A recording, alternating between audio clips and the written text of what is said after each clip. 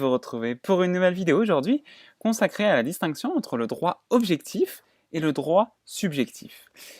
Et avant toute chose, il faut dire que le droit, c'est un ensemble de règles de conduite qui régissent les rapports entre les hommes dans une société donnée. Toutes ces règles juridiques sont contenues dans ce que l'on appelle le droit objectif. On pourrait ainsi résumer le droit objectif en disant que c'est le droit.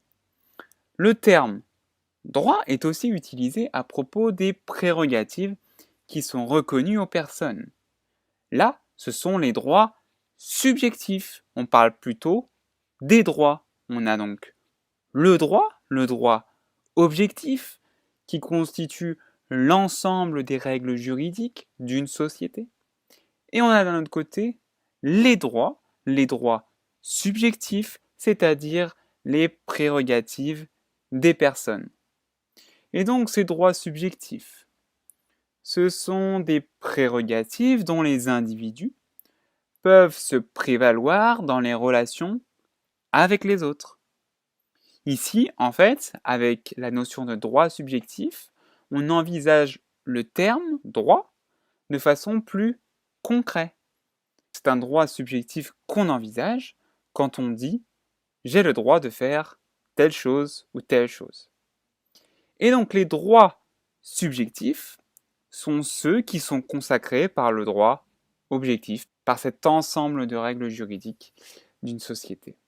Ainsi la loi, qui est une norme de droit objectif, à l'article 9 du Code civil, permet à chacun d'être titulaire d'un droit subjectif.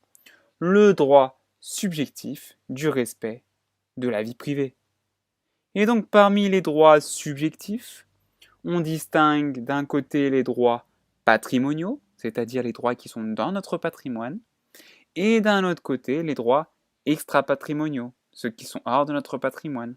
Les droits patrimoniaux se subdivisent en droits réels et droits personnels. J'ai fait une vidéo sur la question, je vous encourage à aller la consulter si vous avez mal cerné cette distinction. Et donc on oppose les droits patrimoniaux aux droits extra-patrimoniaux, c'est-à-dire ceux qui sont hors de notre patrimoine et qui donc à ce titre ne peuvent être ni transmis ni cédés. C'est par exemple le droit de vote ou les droits de la personnalité comme le droit à l'image. Voilà, je vous remercie de m'avoir écouté pour cette vidéo